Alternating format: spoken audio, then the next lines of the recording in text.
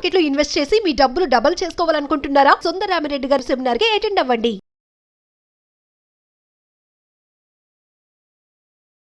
నమస్తే, welcome back to Suman TV. Present మనతో పాటు ఉన్నారు stock market analyst Sundar Rama Reddy గారు. నమస్తే సార్. నమస్తే అండి. సార్, మ్యూచువల్ ఫండ్స్, ఈటీఎఫ్స్ వీటిలో ఎందులో ఎక్కువ రిస్క్ ఉంటుంది? ఏది బెస్ట్ అంటే సజెషన్స్? బేసికల్గా మనం డైరెక్ట్ ఇన్వెస్ట్మెంట్కి వస్తున్నాం అనుకోండి స్టాక్స్లోకి, అండ్ మీకు సిస్టమేటిక్ రిస్క్ అండ్ అన్సిస్టమేటిక్ రిస్క్ రెండు ఉంటుంది. సిస్టమేటిక్ రిస్క్ ఏంటంటే ఎంటైర్ మార్కెట్ రిస్క్ అనమాట, దాన్ని తప్పించుకోలేవు. బట్ స్టాక్ స్పెసిఫిక్ రిస్క్ అయితే మీరు కావాలని తీసుకుంది కాబట్టి రిస్క్ ఎక్కువ ఉంటుంది. ఇండివిజువల్ స్టాక్స్ చాలా రిస్క్ ఎక్కువ. కొంచెం బ్యాడ్నెస్ వచ్చిందంటే 30-40 పడతా ఉంటాయి. కాబట్టి ఇండివిజువల్ స్టాక్స్ రిస్క్ నుంచి నువ్వు ఎస్కేప్ అవ్వాలి అనుకుంటే better to go for ETFs and mutual funds. ఇటుకి వెళ్ళిపోవడం బెటర్ అనమాట. అక్కడ స్టాక్ స్పెసిఫిక్ రిస్క్ లేదంటే ఒక స్టాక్ కాదు కదా నువ్వు డీల్ చేస్తుంది, నెంబర్ ఆఫ్ స్టాక్స్. ఎగ్జాంపుల్ ఇప్పుడు లార్జ్ క్యాప్ మ్యూచువల్ ఫండ్స్ అనుకున్నాం అనుకోండి, నిఫ్టీ 100 అనుకుందాం ఈటీఎఫ్. ఓకే, రెండు కూడా లార్జ్ క్యాప్సే ఉంటాయి. కాబట్టి ఇక్కడ 100 కంపెనీస్ ఉంటాయి, అక్కడ 100 కంపెనీస్ ఉంటాయి. మొత్తం 100 కంపెనీస్ మీరు డీల్ చేస్తున్నారు కాబట్టి రిస్క్ న్యాచురల్ తగ్గిద్ది. అంటే ఈటీఎఫ్స్ అయినా మ్యూచువల్ ఫండ్స్ అయినా ఇండివిజువల్ కంపెనీస్తో పోల్చుకుంటే లెస్ రిస్క్. ఓకే, రెండిట్లో కామన్ ఏంటంటే పబ్లిక్ దగ్గర నుంచి మనీ పూల్ చేసేసి వాళ్ళు ఇన్వెస్ట్మెంట్ చేస్తారు. సో రిస్క్ డైవర్సిఫై అవుతుంది ఆటోమేటిక్గా. అది కామన్ థింగ్ అది. కాబట్టి ఇండివిజువల్గా డైరెక్ట్ ఇన్వెస్ట్మెంట్తో పోల్చుకుంటే ఇవి రీజనబుల్ రిటర్న్స్, రీజనబుల్ రిస్క్ తక్కువ ఉన్న ప్రొడక్ట్స్ కింద లెక్క. డిఫరెన్స్ ఏంటంటే ఒకటి ప్యాసివ్ ఫండ్. ఈటీఎఫ్స్ ఎప్పుడు ప్యాసివ్ ఫండ్స్ మీద రన్ అవుతాయి. మనం లార్జ్ క్యాప్ ఈటీఎఫ్ అన్నాం అనుకోండి, టాప్ 100 కంపెనీస్ లార్జ్ క్యాప్ అంటే అది 6 నెలలకు ఒకసారి రీబ్యాలెన్స్ అవుద్ది. మధ్యలో ఎవ్వరు ఏలు పెట్టరు, వీటికోసం సపరేట్గా ఎవరు మేనేజర్స్ ఉండరు. ఇంకా అదే mutual funds, large cap mutual fund అన్నాం అనుకోండి, వాళ్ళు ప్యాసివ్ కాదు యాక్టివ్గా ఇన్వాల్వ్ అవుతారు. వాళ్ళు స్టాక్స్ని మార్చుకుంటూ పోతూ ఉంటారు మార్కెట్ రియాక్షన్ తగ్గట్టు అనమాట. కాబట్టి అది యాక్టివ్గా మేనేజ్ చేస్తున్నారు కాబట్టి అది కొంచెం ఎక్స్పెన్స్ ఎక్కువ ఉంటుంది. అండ్ ఈటీఎఫ్స్కి అలా ఉండదు, అది ప్యాసివ్గా మేనేజ్ చేస్తాం కాబట్టి ఎక్స్పెన్స్ తక్కువ ఉంటుంది. అండ్ మీరు లైవ్ మార్కెట్లో మనీ మేక్ చేద్దాం అనుకుంటే ఈటీఎఫ్ సూట్ అవుతాయి. అది ఉదయం నుంచి సాయంత్రం దాకా లైవ్ మార్కెట్కి రిప్రజెంట్ అవుతూ ఉంటాయి అనమాట యాజ్ ఇట్ ఈస్గా. కాబట్టి లైవ్ మార్కెట్ ఎన్విరాన్మెంట్ ఎన్కాష్ చేసుకోవచ్చు. మ్యూచువల్ ఫండ్స్ అట్లా కాదు, మీరు 2 o'clock లోపు ఆర్డర్ ఇవ్వాల్సి ఉంటుంది. అది ఎవ్రీడే క్లోజింగ్ ప్రైస్కి మాత్రం అనౌన్స్మెంట్ చేస్తారు.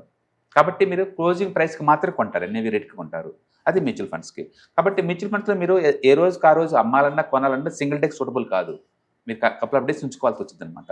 అమ్మినా కొన్న 2 o'clock లోపు మీరు ఆర్డర్ ఇవ్వాల్సి ఉంటుంది. బట్ ఈటీఎఫ్స్ అట్లా కాదు, లైవ్ మార్కెట్లో అనమాట. మీరు కొనొచ్చు, అమ్మచ్చు, ఏదైనా చేసుకోవచ్చు. కాబట్టి అన్ని రకాల ట్రేడింగ్ చేసుకోవచ్చు. ఈటీఎఫ్స్ అనేది ఎక్స్చేంజ్లో లైవ్లో ట్రేడ్ అవుతుంది కాబట్టి నీకు ఖచ్చితంగా ట్రేడింగ్ అకౌంట్ ఉండాలి. ట్రేడింగ్ అకౌంట్ ఉండాలి, డిమాట్ అకౌంట్ ఉండాలి. స్టోర్ చేద్దాం అంటే మోర్ దెన్ 1 day. మ్యూచువల్ ఫండ్స్కి అవసరం లేదు. నువ్వు కావాలంటే ఎంఎఫ్ యూటిలిటీస్, ఎంఎఫ్ సెంట్రల్, లేదా ఏఎంసీ పోర్టల్స్, లేదా register and transfer agents like caffeine, camps, వాళ్ళ దగ్గర నుంచి కొనుక్కోవచ్చు. మీకు ట్రేడింగ్ అకౌంట్ అవసరం లేదనమాట మ్యూచువల్ ఫండ్స్లో. మ్యూచువల్ ఫండ్స్ మీరు ఎస్ఐపి చేయొచ్చు, ఎస్డబ్ల్యూపి చేయొచ్చు, ఇలాంటివి చేసుకోవచ్చు. కాబట్టి ఆటోమేషన్ చేయొచ్చు, చాలామందికి అది కంఫర్ట్గా ఉంటుంది. ఈటీఎఫ్స్ నువ్వు ఆటోమేషన్ చేయలేవు, ఎందుకంటే మీ అమౌంట్ నుంచి ట్రేడింగ్ అకౌంట్ ముందు లోడ్ చేయాలి, ట్రేడింగ్ అకౌంట్ నుంచి మీరు కొనుక్కోవాలి. ఒకేసారి కావాలంటే 5-10 ఆర్డర్లు ఇచ్చుకుంటూ పోవచ్చు, కానీ బట్ అది ఆటోమేషన్ ఫుల్ అవ్వదు. బ్యాంక్ నుంచి వెళ్ళిపోవాలా, మళ్ళీ అది అమ్మితే మళ్ళీ తిరిగి బ్యాంక్ వచ్చేలాగా ఉండాలి. అలాంటి ఆటోమేషన్ మ్యూచువల్ ఫండ్లో ఉన్నంత కంఫర్ట్ ఈటీఎఫ్స్లో ఉంటుంది అనమాట.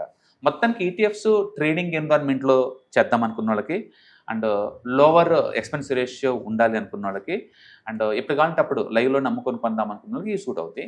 And mutual funds in long term point of ఉంచుకుందాం అనుకోండి, యాక్టివ్గా మేనేజ్ చేద్దాం అనుకున్న వాళ్ళకి ఇవి బాగుంటాయి అనమాట. బట్ రెండు కూడా నీకు సేఫ్టీని ఇస్తాయి. ఇండివిజువల్ డైరెక్ట్ స్టాక్ వాళ్ళతో పోల్చుకుంటే, అంటే బ్యాక్గ్రౌండ్లో వేరే వాళ్ళు మేనేజ్ చేస్తున్నారు కాబట్టి నీకు మోర్ కంఫర్ట్గా ఇస్తాయి అనమాట. బట్ స్టిల్ ఈటీఎఫ్ తీసుకుంటే టైమింగ్ నీకు చాలా ఇంపార్టెంట్. మీరు కొనే టైము, అమ్మే టైం చాలా ఇంపార్టెంట్ ఈటీఎఫ్ తీసుకున్నప్పుడు.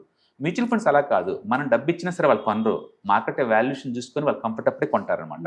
అందుకని mutual funds are more versatile and more dynamic ఎన్విరాన్మెంట్లో ఉంటుంది. బట్ మీరు కనుక 10 years టైం ఇచ్చారనుకోండి, అండ్ 90% సినారియోలో రెండింటికి సిమిలర్ రిటర్న్స్ వస్తాయి మీరు 10 years టైం ఇస్తే. పర్టికులర్గా లార్జ్ క్యాప్ అండ్ మిడ్ క్యాప్లో అయితే ఇండెక్స్ని బీట్ చేయడం అంత ఈజీ కాదు మ్యూచువల్ ఫండ్ వాళ్ళకి 10 years టైం ఇస్తే. బట్ షార్ట్ టర్మ్ పాయింట్ ఆఫ్లో ఈజీగా బీట్ చేయొచ్చు వాళ్ళని. ఓకే, అందుకని రెండు కూడా ఫుల్లీ డైవర్సిఫైడ్ ప్రోడక్ట్. రెండింటిలో కూడా పబ్లిక్ మనీ పూల్ చేసేసి కపుల్ ఆఫ్ స్టాక్స్లో ఇన్వెస్ట్ చేస్తుంటారు, రిస్క్ మినిమైజ్ అవుతుంటుంది. కాబట్టి ఇవి more secure format without direct ఇన్వెస్ట్మెంట్తో పోల్చుకుంటే, and better way for wealth creation long term అంటారు. So coming to long term investment risk గురించి మాట్లాడుకుంటే రెండింటి గురించి, రెండు సిమిలర్ నేచర్ ప్రొడక్ట్ యాక్చువల్ చెప్పాలంటే, రెండు సిమిలర్ నేచర్. నేను సపోజ్ 10 years ఉందాం అనుకున్నాను అనుకోండి, లార్జ్ క్యాప్ ఈటీఎఫ్స్ కొన్నాను అనుకోండి, కొంటా ఉన్నాను అనుకో every month, long term point నీకు 13% ఇస్తుంది స్టాక్ డేటా ప్రకారం. మ్యూచువల్ ఫండ్ కూడా అంతకంటే ఎక్కువ ఇవ్వరు, 13 దాకా ఇస్తారు, 10 years టైం ఇస్తే. 1 year పాయింట్ ఆఫ్లో మ్యూచువల్ ఫండ్స్ కానీ ఇది కానీ ఒకరు బీట్ చేసుకుని పోవచ్చు. బట్ లాంగ్ టైం ఇస్తే ఆ ఆల్ఫా అంటూ ఏమి ఉండదు, సిమిలర్ రిటర్న్స్ వస్తాయి. రెండు ఒకే రకమైన నేచర్ ఉంది కాబట్టి. అదే స్మాల్ క్యాప్స్ మాత్రం మ్యూచువల్ ఫండ్లకి ఎడ్జ్ ఉంది. ఎస్. స్మాల్ క్యాప్లో మాత్రం మ్యూచువల్, ఎందుకంటే వాళ్ళు 65% మాత్రం స్మాల్ క్యాప్లో పెడతారు, మిగతా 35 ఏంటంటే బియాండ్ ద టాప్ 500 దాటి బయటకు వస్తారు వాళ్ళు. అక్కడ వాళ్ళ ఎడ్జ్ ఉంది కాబట్టి ఒక స్మాల్ క్యాప్లో మాత్రమే మ్యూచువల్ ఫండ్లకి ఎడ్జ్ ఉంటుంది, ఈటీఎఫ్స్కి అక్కడ ఉండదు అనమాట. బట్ అదర్వైజ్ రెండు కూడా మంచి ప్రొడక్ట్స్ బై డిఫాల్ట్. సో మీకంతా మీ ఫైనాన్షియల్ గోల్స్ కనుక తక్కువ రిస్క్ తోటి అండ్ ఈక్విటీలో ఉండాలి అనుకుంటే కనుక ఈక్విటీ ఎక్స్పోజ్ చాలా రిస్కీ, చాలా డైనమిక్గా మారిపోతూ ఉంటుంది, సైక్లికల్ నేచర్ కాబట్టి. And better to go for ETFs and mutual funds. రెండిట్లో ఒకటే చూసుకోండి అంటే long term 10 years point of ఇస్తే నాకు ఏదైనా సిమిలరే అంటాను. బట్ 1 year 2 years కావాలంటే మాత్రం ఈటీఎఫ్స్కి బై సెల్ బటన్ ఎప్పుడు కొడుతున్నది చాలా ఇంపార్టెంట్, అది చాలా ఇన్ఫ్లుయెన్స్ చేస్తుంది మీద. మ్యూచువల్ ఫండ్స్ అలా కాదు, వాళ్ళు టైం డిసైడ్ చేస్తారు. ఎస్. మనం మ్యూచువల్ ఫండ్ కొంటున్నామంటే దాని అర్థం మన డబ్బులు వెంటనే వాళ్ళ మార్కెట్లో పెట్టరు. మనం మ్యూచువల్ ఫండ్ అమ్ముతున్నానా సరే వాళ్ళు వెంటనే అమ్మరు, వాళ్ళ దగ్గర మనీ నీకు ఇచ్చేస్తారు అనమాట. అందుకని మ్యూచువల్ ఫండ్ వాళ్ళు చాలా యాక్టివ్ మేనేజ్ చేస్తుంటారు కాబట్టి అది బాగుంటుంది మీకు. బట్ ఏదైనా సరే 6 నెలలకు ఒకసారి మన ఫైనాన్షియల్ గోల్స్ తగ్గట్టు మనీ వస్తుందా లేదా డీవేట్ అవుతుందా అని అనలైజ్ చేసుకోవడం ఇంపార్టెంట్.